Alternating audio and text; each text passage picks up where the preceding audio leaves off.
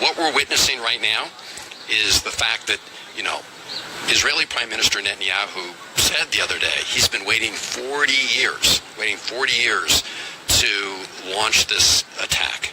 And he finally found an American president in Donald Trump who was stupid enough and reckless enough to do it. The Trump administration has no plan. They've never had a plan. Their rationales shift day to day. They have no end game. What we're witnessing here is an administration that has put American lives at risk. We've lost 7 service members, many more wounded, many civilians killed, Iranian civilians, including school kids. And they can't tell the American people what this is all about. This is making our country less safe. They've taken the lid off Pandora's box and unleashed forces that they have no plan to deal with. The Iranian government wants to be paid for all the damages that the United States and Israel have done.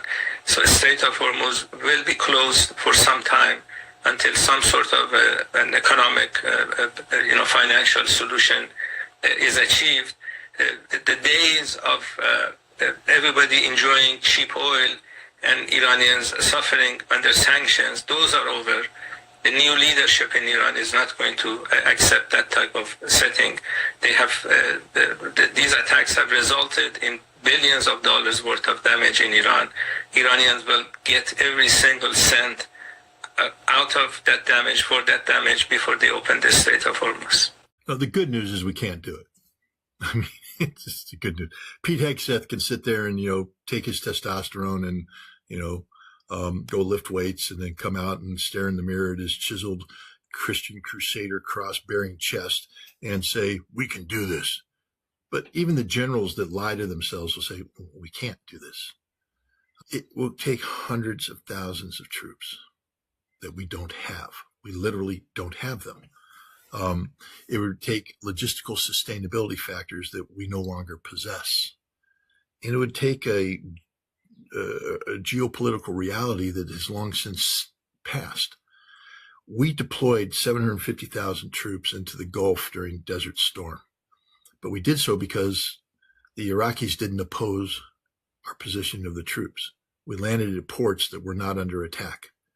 We landed at airports that weren't under attack. We were able to assemble without any opposition and then move up to the battlefront and shape our forces without being taken.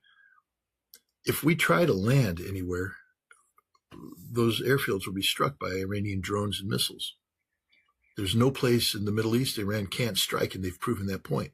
There's no port they can't shut down. And how do we get in? I mean, we'd have to go through the Strait of Hormuz. We'd be sunk. Or we have to land our troops, in Israel, move them to Jordan, and then assemble them in Western Iraq.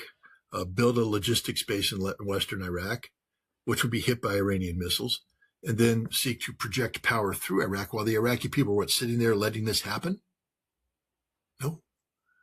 Saudi Arabia, we land in Western Saudi Arabia, on the same coast that Mecca Medina is. So the Saudis will never object to that. They've never once objected to hundreds of thousands of Americans landing on the soil of Mecca Medina. And then we're supposed to build up. And then what? We go through Kuwait into Iran. The Iraqis tried that once. You sort of punch into a vase and then you punch into this empty bag and then you get trapped, sucked in, and you die. And I've talked about this till I'm blue in the face, and I'll say it again, but because people need to understand war doesn't just happen. It just doesn't just happen. It is an art. It is a science. You have to be prepared to do this. Now, today we're not trained to do any of that. Nothing. We're going to pull the one unit that could do that, 82nd Airborne, light infantry. And we're going to send them against Iran. I don't mean to laugh, but I'm sorry, paratroopers. You ain't that good. You're really not that good. You can bench press 315 pounds, but you sure as hell can't fight the Iranians on the ground in Iran. They will wipe you out to a man because you've got no sustainability. Where's your heavy weapons? Where's your reinforcement? What happens when you parachute in? All you tough guys that bench press 315 pounds, because Pete Head says that's the motto we want. And you run out of ammunition. And now you're in the middle of Iran, out of ammunition, and the Iranians are coming out of the woodwork. You're going to die. Maybe they take you prisoner because they are, after all, humane. So they might take you prisoner. They might not, though, because you've been blowing up their homes, killing their mothers, killing their sisters, killing their brothers, killing their cousins.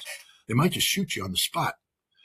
That's what will happen if we send ground forces in there. We have no chance whatsoever to defeat the Iranians at all. They've been preparing for this fight for 20 years. For 20 years, they've been preparing for this fight. So there will be no ground forces going in. That's just Donald Trump and Pete Hegseth snorting cocaine, smoking dope, or whatever, psychotropic drug they're taking to fantasize this war game that they're playing in their heads. We will not send ground troops into Iran because we can't.